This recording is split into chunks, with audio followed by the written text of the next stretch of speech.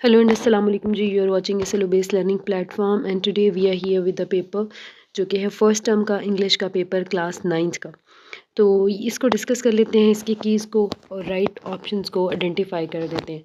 Channel को कर दीजिएगा सब्सक्राइब और वीडियो को लाइक। लेट्स गेट स्टार्टेड जी। हमारे पास फर्स्ट MCQ है जी। The researcher was meticulous in her work ensuring that every detail was perfect. What does the word meticulous most likely mean in this context? तो जो हमारे पास फर्स्ट है meticulous का मीनिंग हमने फाइंड आउट करना है, तो इसका जो राइट ऑप्शन बन रहा है that is C, careful. Next है जी हमारे पास द कैट स्लेप्ट। वेट, मुझे इसको करने दें जी। फर्स्ट वन था आपके पास, फर्स्ट वन का राइट ऑप्शन था जी ये। नेक्स्ट है the cat slept peacefully on the warm window sill, identify the prepositional phrase. तो ये जो prepositional फ्रेज है इसमें हमारे पास है on the warm window sill, तो B is the right option. Next third है आपके पास which pair of the word has similar denotations but different connotations in the context. Denotation mean dictionary meaning और connotation mean contextual meaning. तो जो इसमें right option आपके पास बन रहा है that is rules and guideline. D is your right option. Next देख लेते हैं, थोड़ी सी सेटिंग कर लेते हैं एंड देन फोर्थ को स्टार्ट करते हैं। फोर्थ है आपके पास which one of the following sentences correctly use a compound preposition। तो हमने बतानी है कि इनमें हमारे पास जो कंपाउंड preposition है वो हमारे पास किधर यूज़ हुई है। जो आपके पास फोर्थ है, फोर्थ में आपके पास जी राइट ऑप्शन है here, this one, the book is kept beside the shelf. So here is your right option. Then देख लेते हैं फिफ्थ वन है आपके पास जी which one of the following sentence correctly use the subordinating conjunction. ठीक है, तो सबऑर्डिनेटिंग कंजक्शन इसमें अगर आप देखें, the decision is yet to be taken although it was raining they went for a walk she likes to read but not, ये तो आपके पास एक कोऑर्डिनेटिंग कंजक्शन है। She runs to store and again coordinating conjunction. तो इसमें जो आपके पास राइट ऑप्शन है ये भी आपका कोऑर्डिनेट, तो this is your right option, subordinating conjunction है ऑल दो। सिक्स वन को देख लेते हैं, identify the sentence that correctly use an adjective. ठीक है, तो इसमें हमने देखना है, फाइंड आउट करना है कि किसका जो आंसर है वो क्या है। तो जी नेक्स्ट ये आपके पास है identify the correct use of adjective. First one है आपके पास the dog barked loudly at the stranger, दूसरा she finished her task within the given time. Next है the book was surprisingly good and last है आपके पास he runs very very fast. तो this is your adjective.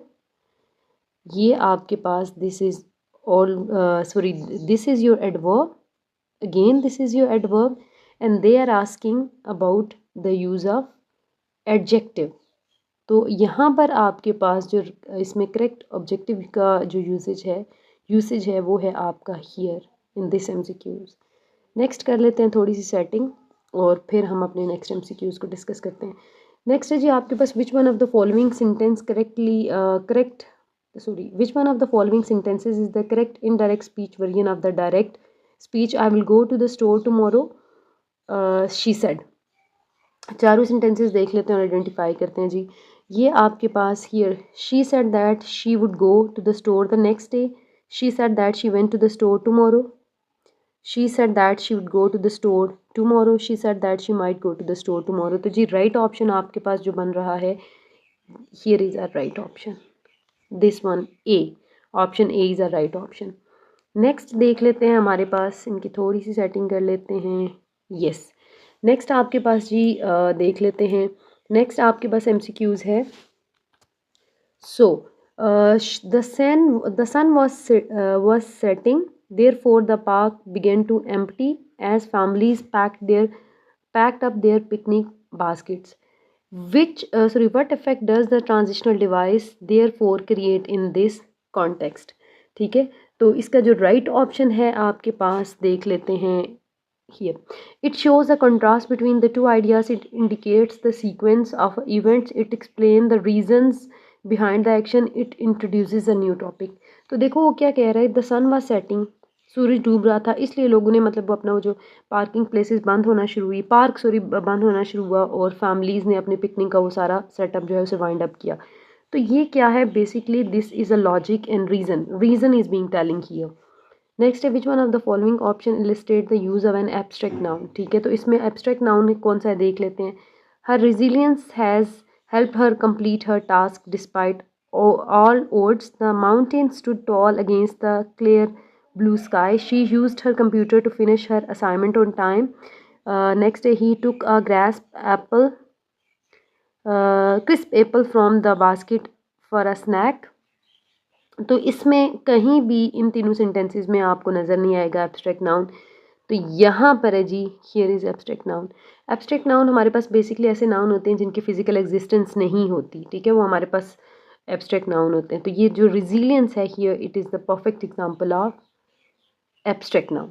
Next देख लेते हैं, कहते हैं these apples are fresh and juicy, underline the part of the sentence, sorry the underline part of the sentence is.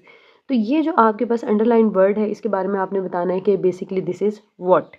ये क्या आपके पास इंट्रोगेटिव एडजेक्टिव है, इंट्रोगेटिव एडजेक्टिव में तो क्वेश्चन मार्क आएगा। पोजेसिव है, ठीक है, जिसमें ऑनरशिप, फिर डिस्क्रिप्टिव है या फिर डेमोन्स्ट्रेटिव है। तो जी राइट ऑप्शन आपके पास क्या है, डेमोन्स्ट्रेटिव। ये थोड़ा सा मुझे ऐसे कर लेने दें जिसकी setting. One of the following sentence correctly use a present participle. तो प्रेजेंट पार्टिसिपल हमारे पास बेसिकली क्या होता है, फर्स्ट फॉर्म प्लस ING, ये आपके पास क्या है, प्रेजेंट पार्टिसिपल है। तो इन चारों सेंटेंसेस में प्रेजेंट पार्टिसिपल फाइंड आउट करना है।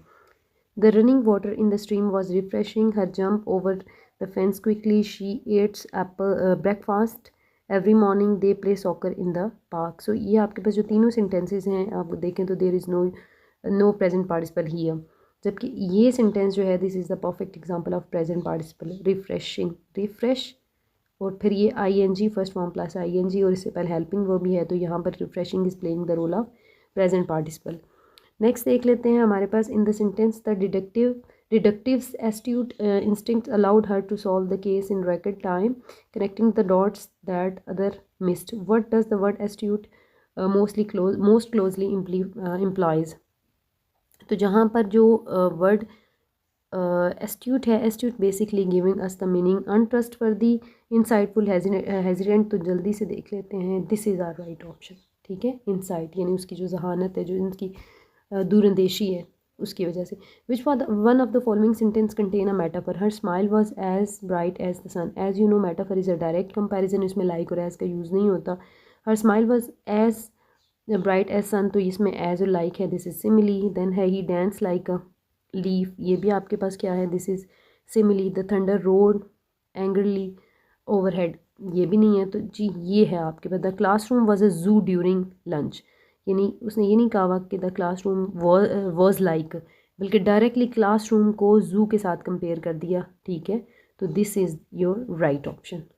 नेक्स्ट देख लेते हैं, which one of the following sentences a compound sentences, although it was raining we decided to go for a walk. सबसे पहले देख लेते हैं कि हमारे पास जो कंपाउंड सेंटेंसेज होते हैं, कंपाउंड सेंटेंसेज में दोनों में हमारे पास इंडिपेंडेंट क्लॉजेज यूज़ होती हैं and both are joined with the help of comma, या फिर आपके पास वो जो हमने we have studied the conjunction subordinating coordinating conjunction FANBOYS, ठीक है, ये हमने एक पढ़ रखा है। F stands for, and, nor, but, or, yet, so. तो ये देख लेते हैं कि दो इंडिपेंडेंट क्लॉजेज जो कि कंबाइन हो, इनमें से किसी से वो हमारा आंसर होना है। ऑल्दो ये तो है ही नहीं, क्योंकि it is starting from, although it was raining we decided to go for a walk, तो ये तो हमारा है ही नहीं, क्योंकि this is our subordinating conjunction. When the bell again, this is not. The baby slept under the bed, तो ये आपके पास एक क्लॉज है, एक इंडिपेंडेंट क्लॉज है आपके पास, जबकि कंपाउंड में हमारे पास दो इंडिपेंडेंट क्लॉजेज होती हैं। So this is our right option. She loves to read and यानी दो different ideas are combined together, two different clauses are joined, let me clear it. और ये दोनों देखें with the help of and they are joined, so this is your right option. Next है जी आपके पास, which one of the following sentences contains personification। So basically personification is what, when human ideas are given, when human traits are given to non-human, यानी इंसानों के जो trades होते हैं जब वो हम नॉन ह्यूमन को देते हैं, तो this is called as personification। तो इन चारों सेंटेंसेज में देख लेते हैं, कहते हैं she sang beautifully at the concert. आप देखें beautifully here, this is adverb. The dog barked loud, और सिंगिंग की क्वालिटी ह्यूमन को दी हुई है, ठीक है, ह्यूमन क्वालिटी ह्यूमन को ही है, तो this is not right option. The dog bark loudly, अब बार्किंग डॉग का ही काम है जी, और ये अब एडवर्ब है। He quickly finished his homework again this is human quality and adverb. The sun smiled down on the children playing in the park. अब human quality here is given to non-human, the sun. ठीक है, तो this is the perfect example of personification and here is right option. So we talked about 15 MCQs, इनको discuss किया. अब जो आपका objective subjective paper में जो क्वेश्चंस थे इंशाल्लाह ताला नेक्स्ट वीडियो में वो भी डिस्कस किए जाएंगे. चैनल के साथ जुड़े रहिए, चैनल को सब्सक्राइब कीजिए, वीडियो को लाइक कीजिए. हाजिर होते हैं नेक्स्ट वीडियो के साथ. Till then take care and अल्लाह हाफिज़.